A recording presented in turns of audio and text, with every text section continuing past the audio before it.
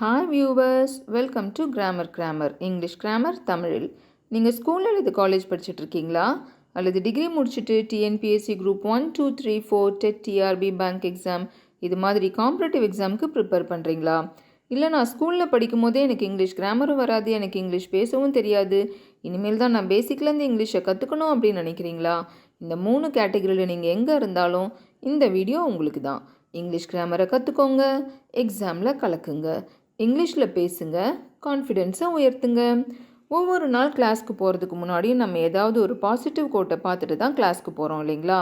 அந்த வகையில் இன்றைக்கி நம்ம பார்க்க போகிற quote, if opportunity doesn't knock build a door. அதாவது, வாய்ப்புகள் உங்கள் கதவை தட்டவில்லை என்றால் நீங்கள் ஒரு கதவை கட்டுங்கள் அப்படின்னு சொல்கிறாங்க. வாய்ப்பு வரும்னு காத்துட்ருக்காதீங்க, ஒரு கதவை கட்டி வைங்க, வாய்ப்பு உங்கள் கதவை தானாகவே தட்டும். இந்த ஒரு பாசிட்டிவ் எனர்ஜியோட இன்றைக்கி நம்ம கிளாஸ்க்கு போகலாங்களா? இன்றைக்கி நம்ம பார்க்க போகிற topic, I have decided to plus verb. அதாவது, ஸ்போக்கன் இங்கிலீஷில் நம்ம இங்கிலீஷில் பேசும்பொழுது ஐ ஹவ் டிசைடட் டு கூட ஒரு வேர்ப், ஒரு ஆக்ஷன் வேர்டை சேர்த்து நம்ம எப்படி சென்டென்ஸில் பேசலாம் அப்படின்றது தான் இந்த வீடியோவில் நம்ம பார்க்க போகிறோம். இந்த ஐ ஹவ் டிசைடட் டு அப்படின்றத நம்ம ஐவ் டிசைடட் டு அப்படின்னு சொல்லலாம். இந்த ஸ்லைடு பாருங்கள், ஐ ஒரு அப்பாஸ்ட்ரஃபி போட்டு விஇ போட்டிருக்கோம் இல்லைங்களா? அது ஐ ஹாவ் அப்படின்றதுடைய கான்ட்ராக்ஷன் தான் I've decided to. I've decided to plus verb. இந்த ஃபார்மை நம்ம எந்த நேரத்தில் யூஸ் பண்ணி பேசலாம் பாருங்கள். When including the word decided, you are stating that you have made a decision or come to a conclusion. அதாவது, I have decided to அப்படின்னு நம்ம சொன்னோம் அப்படின்னாக்கா அதுக்கு என்ன அர்த்தம் அப்படின்னா, நம்ம ஏதோ ஒரு முடிவை நம்ம எடுத்துட்டோம், ஒரு தீர்மானம் ஒன்று நம்ம செய்துட்டோம் அப்படின்னு பொருள்.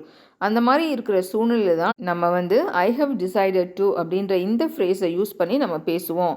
ஐ ஹவ் டிசைடட் டு அப்படின்னு போட்டு அது கூட நம்ம எந்த ஆக்ஷன் வேர்டை வேணால் நம்ம சேர்த்துக்கலாம். நம்ம ஏதாவது ஒரு முடிவு எடுக்கிறோம் அப்படின்னும் பொழுது நம்ம ஐ ஹவ் டிசைடட் டு அப்படின்ற இந்த ஃப்ரேஸை யூஸ் பண்ணி பேசலாம். எப்படி நம்ம பேசலாம் பார்க்கலாங்களா? இந்த ஸ்லைட் பாருங்கள். I have decided to plus verb.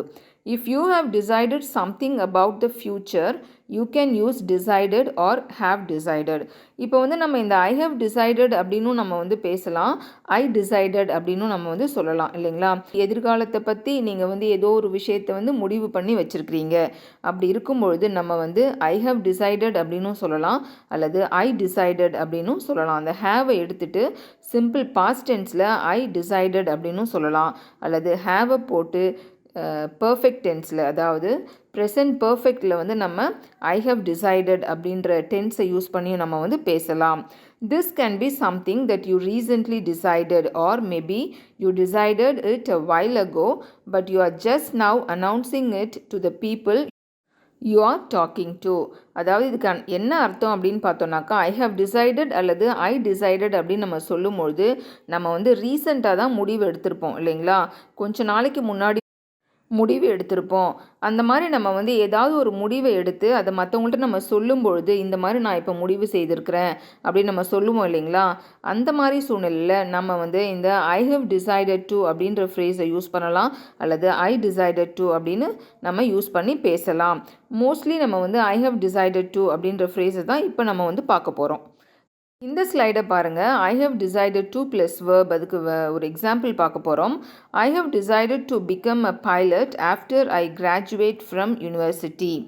I have decided to become a pilot after I graduate from university. அதாவது, நான் பல்கலைக்கழகத்தில் பட்டம் பெற்ற பிறகு விமானியாக முடிவு செய்துள்ளேன் அப்படின்னு நம்ம சொல்கிறோம்.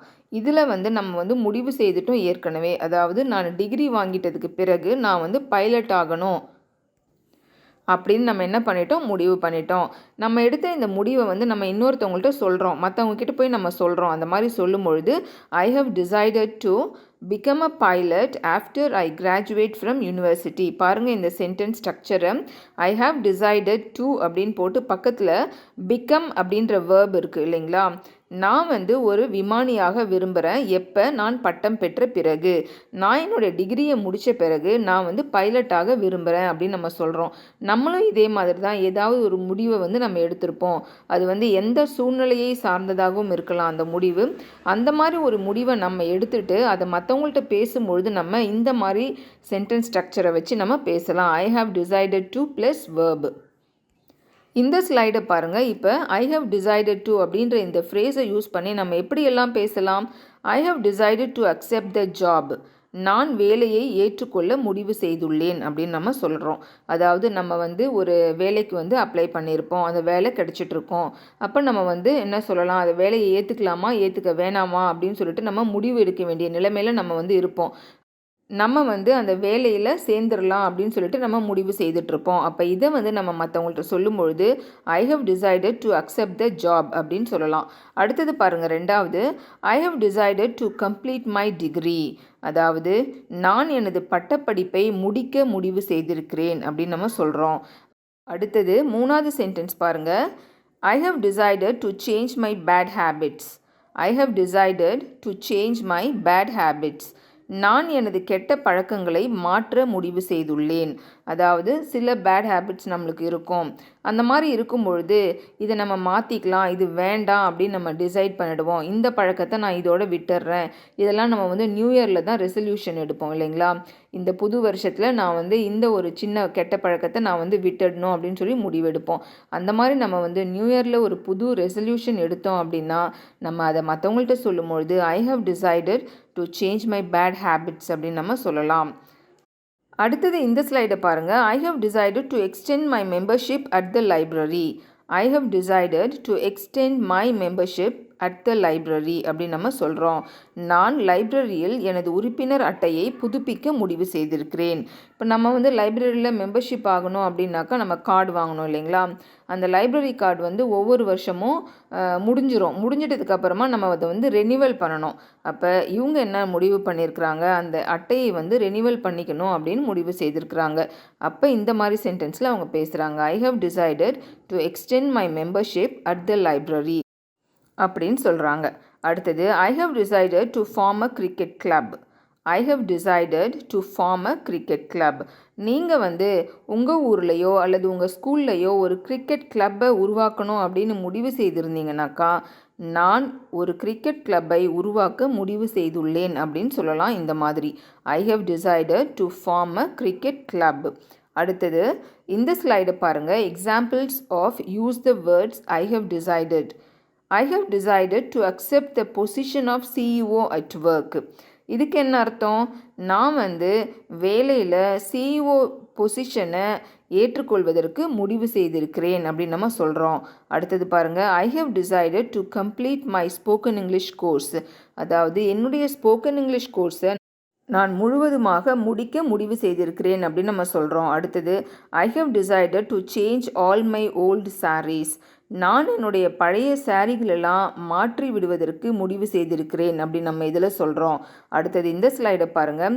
ஐ have decided to join my local football team. அதாவது நான் எங்கள் ஊர்லேயே இருக்கிற ஒரு ஃபுட்பால் டீமில் சேர்ந்து ஃபுட்பால் விளையாடுவதற்கு முடிவு செய்திருக்கிறேன் அப்படின்னு நம்ம சொல்கிறோம். அடுத்தது I have decided to form a basketball team for under 17. நான் அண்டர் 17 அதாவது 17 வயதிற்கு உட்பட்டவர்களுக்கான ஒரு பாஸ்கெட்பால் டீமை உருவாக்குவதற்கு முடிவு செய்திருக்கிறேன் அப்படின்னு நம்ம சொல்கிறோம். அடுத்தது இந்த ஸ்லைடு பாருங்கள். I have decided to attend interview for the job. அதாவது அந்த வேலைக்கான இன்டர்வியூவை அட்டெண்ட் செய்வதாக நான் முடிவு செய்திருக்கிறேன் அப்படின்னு நம்ம சொல்கிறோம். அடுத்தது I have decided to increase my work load. என்னுடைய வேலையை அதாவது என்னுடைய வேலை பளுவை நான் வந்து அதிகப்படுத்திக்கிறதுக்கு முடிவு செய்திருக்கிறேன் அப்படின்னு நம்ம சொல்கிறோம். நான் இன்னும் கொஞ்சம் எக்ஸ்ட்ராவாக வேலை செய்வதற்கு முடிவு செய்திருக்கிறேன் அப்படின்னு நம்ம சொல்கிறோம்.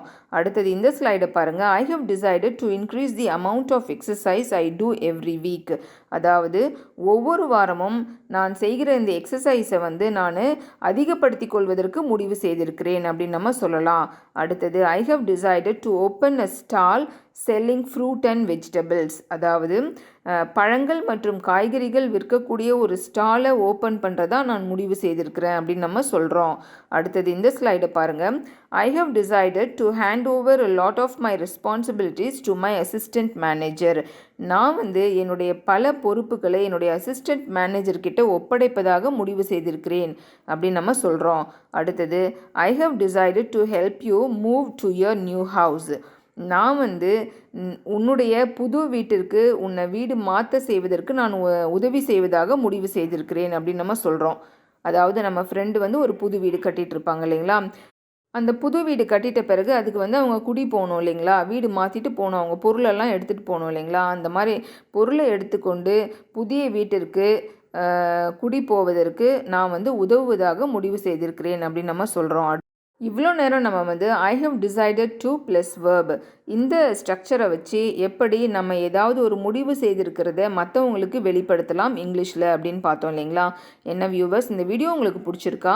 இந்த வீடியோ உங்களுக்கு பிடிச்சிருந்துச்சுனாக்கா லைக் பண்ணுங்கள், உங்கள் ஃப்ரெண்ட்ஸ்க்கு இதை ஷேர் பண்ணுங்கள்.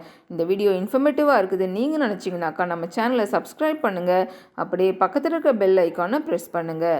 அப்போ தான் நாங்கள் போடுற வீடியோஸ் டெய்லி நோட்டிஃபிகேஷனில் உங்களுக்கு சேரும். மறந்துடாதீங்க வியூவர்ஸ், ப்ராக்டிஸ் மேக்ஸ் பர்ஃபெக்ட். இங்கிலீஷில் பேசணுன்னாலும் இங்கிலீஷ் கிராமரை கற்றுக்கணுன்னாலும் ப்ராக்டிஸ் ரொம்ப ரொம்ப முக்கியம். இந்த வீடியோவை பார்க்குறதோடு நிறுத்திடாதீங்க. நீங்கள் இது மாதிரி ஏதாவது முடிவு செய்திருந்தீங்க அப்படின்னா அதை உங்களுடைய ஃப்ரெண்ட்ஸுக்கோ உங்கள் வீட்டில் இருக்கிற மற்றவங்களுக்கோ நீங்கள் இங்கிலீஷில் சொல்லணும்னு நினச்சிங்கனாக்கா ஐ ஹவ் டிசைடட் டு அப்படின்ற இந்த ஃப்ரேஸை யூஸ் பண்ணி பேசுங்க. இங்கிலீஷில் பேசுங்க, கான்ஃபிடென்ஸை உயர்த்துங்க. Thank you viewers.